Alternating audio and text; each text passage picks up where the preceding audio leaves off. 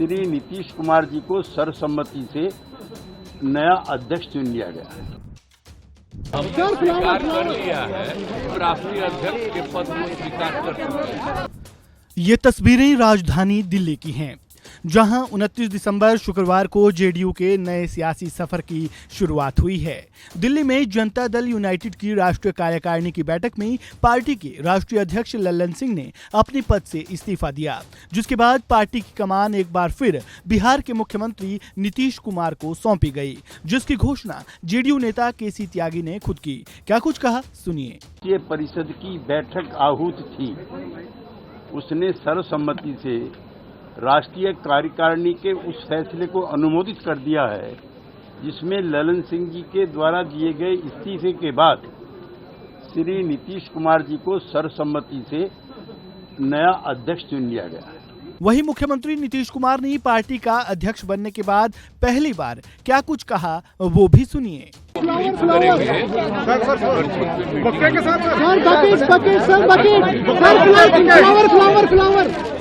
हो गया एक बार नहीं ऐसे नाटक हो रही थी, तो हम स्वीकार कर लिया है। फिर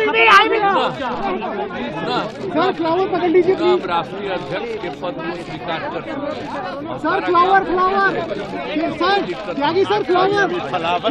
कुमार जी ने स्वीकार कर लिया। स्वीकार कर लिया तो ये कहा जाए कि आज से ही राष्ट्रीय अध्यक्ष अब नीतीश कुमार हैं। अभी तो राष्ट्रीय परिषद की बैठक होगी, वो अगर इस प्रस्ताव को अनुमोदित कर देगी तो स्वाभाविक रूप से वो अध्यक्ष राष्ट्रीय अध्यक्ष हो जाएगा। अब विजय जी, कारण क्या रहे लल्लन सिंह के इस्तीफे देने? लल्लन बाबू ने खुद कहा, उन्होंने मीटिंग में कहा कि पहले भी वो मुख्यमंत्री जी के निर्देश पर ही राष्ट्रीय अध्यक्ष का पद स्वीकार किया था और अब उन्हें चुनाव लड़ने के लिए लगातार बाहर रहना होगा। इसलिए उन्होंने कहा, मुख्यमंत्री जी से अनुरोध किया कि वो स्वीकार करें, जो मुख्यमंत्री जी ने स्वीकार कर लिया। विजय जी, एक नाराजगी की बात थी लल्लन सिंह और नीतीश कुमार दोनों के बीच में, क्या वो एक मुख्य वजह रही लल्लन सिंह के इस्तीफे की? किस चीज की? लल्लन सिंह के इस्तीफे की मुख्य वजह के दोनों के बीच में जो नाराजगी है वो भी एक मुख्य वजह रही? नाराजगी? बिल्कुल। ये तो नया शब्द आप कहाँ से ला रही विजय जी? ये इस शब्द का तो कहीं कोई जिक्र नहीं है।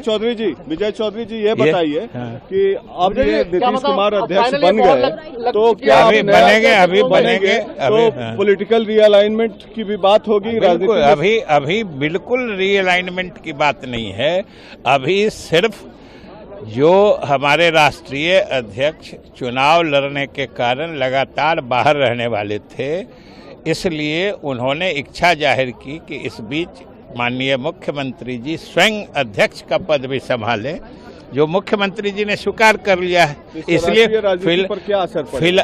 अभी तो हमारे पार्टी पर भी कोई असर, दोनों वरिष्ठ नेता हैं और जब राष्ट्रीय अध्यक्ष लल्लन बाबू थे तभी मुख्यमंत्री की प्रभावी भूमिका थी।